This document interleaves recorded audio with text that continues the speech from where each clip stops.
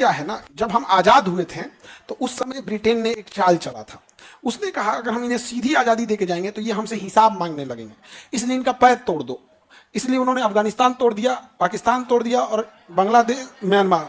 और अंग्रेजों को ये लग रहा था कि ये 10 साल में सब भारत वाले आपस में एक हो जाएंगे, और ये हकीकत है। ब्रिटेन को लग रहा था कि 10 साल में ये भारत वाले क्या हो जाएंगे, एक हो जाएंगे। उनको लगा था कि 10 साल तक हम बैकअप के लिए उन्होंने तैयार करके गया था। अंग्रेजों ने ऐसे ही वियतनाम को तोड़ा था, उत्तरी वियतनाम और दक्षिणी वियतनाम, 27 करोड़ बम गिराया था। हम एक बार बोलते हैं कि ये उस समय के स्वतंत्रता सेनानी और सारे नेताओं को मिलकर इस रेड क्लिफ लाइन को मिटा देना चाहिए।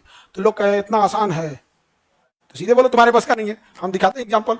ये छोटा सा देश है वियतनाम, अमेरिका ने 27 करोड़ बम गिराया, 17 डिग्री रेखा खींच के चला गया, हो ची मिन्ह आए, सबको भगा दिया, का कोई रेखा नहीं, एक यूनाइटेड वियतनाम। तो आसान नहीं है। तो देख लीजिए, मतलब म्यांमार को मिलाना भी बस की बात नहीं है।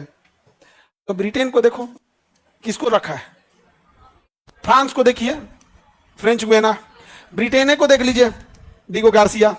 आसान है? नहीं है। बस ये अजीब चीज हो गया ना कि आसान थोड़े है भाई, तुमसे नहीं कर रहे हैं कि तुम करो, तुम्हारे पास क्या वैसे भी नहीं है। जबकि ये देखिए, ये हम लोग के लिए क्या है, कितना पास है, कितना पास है। अरे हपच के तन से म्यांमार का एरिया कब्जिया ले, और जितने भारत में बांग्लादेशी रोहिंग्या हैं सबकी भेज दो, और उसके बाद आजाद करो तो ये कह कि स्वतंत्र देश घोषित कर दिए, रोहिंग्या लैंड। आयरलैंड की जगह रोहिंग्या लैंड, जो बवाल खत्म। नहीं बुझा रहा है। देखो, अमेरिका ने कोलंबिया से कहा था कि हमको पनामा नहर बनाने दो, कोलंबिया ने कहा नहीं बनाने देंगे। यहाँ के लोगों को विद्रोह करा के एक देश बना दिया पनामा, और कहा कि तुमको जब मन तभी मार देगा, इसलिए हमसे सुरक्षा लो, सुरक्षा एक के साथ में देंगे, नहर बनाने दो, और नहर पे 99 साल का अधिकार हमको दो। कुल करके निपटा दिया। तो सीधी सी बात है, रोहिंग्यों को तो निपटाना, बांग्लादेशियों को निपटाना आसान काम है। बट सरकार को यह दिखता है कि इनसे कोई पहचान करना, सरकार पहचान लेगी, लेकिन ले कहां जाएगी। सोचो जेल में जाएगा तो एक टाइम का 50 रुपया खर्चा आता है जेल का, हम लोग के पैसा से जेल चलता है। सर 2 टाइम खाएगा तो 100 रुपया खा जाएगा, 100 रुपया खा जाएगा। अब सोचो 4 करोड़ बांग्लादेशी, कितना करोड़, 4 करोड़, इकाई दाई सैकड़ा हजार 10,000 लाख 10 लाख करोड़, 4 करोड़। सोच रहा एक दिन में खाएगा 100 रुपया का, तो 4 करोड़ हो गया, 100 जोड़े 400 करोड़ खा गया। बापू बाप, एक दिन में खा जाएगा तो 400 करोड़।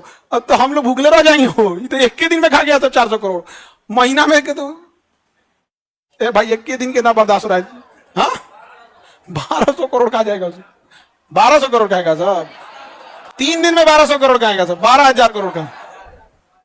अब 4 करोड़ बांग्लादेशी को अगर हम जेल में डालते हैं तो एक टाइम का खाने का 50 रुपया खर्च आता है, 2 टाइम का 100 रुपया जो यहाँ पे। तो हम यही कह रहे हैं भारत सरकार को कि तनी म्यांमार में अभी कोई है नहीं है। म्यांमार में आंग सान सू की उसकी प्रधानमंत्री जेल है, सेनापति कब्जा करके बैठा है, चौड़ जाओ उधर से, करना कौन चीज, एक आध राज्य निपटा ले आओ, हो गया। और उसके बाद निपटा लो, पूरा छीछा लेदर होगा, रोहिंग्यों को भर दो, रोहिंग्यों के लिए अलग देश होना चाहिए, बाकी 57 मुस्लिम देशों के बीच में हीरो बन जाओ। देखिए मर रहे थे रोहिंग्या, हम ही है जो बसा रहे हैं रोहिंग्या लैंड, जो जरूरत नहीं। आम के आम गुठलियों के दान। म्यांमार क्या है भैया, वैसे भी हमसे दुश्मनी चलता है म्यांमार का, म्यांमार से हम लोग का क्या चल रहा है, दुश्मनी चाइना के फेवर में हो गया। यहाँ पे आदमी होना चाहिए। देखो राजा जितना कमीना रहेगा ना, साम्राज्य का विस्तार उतना जल्दी होगा।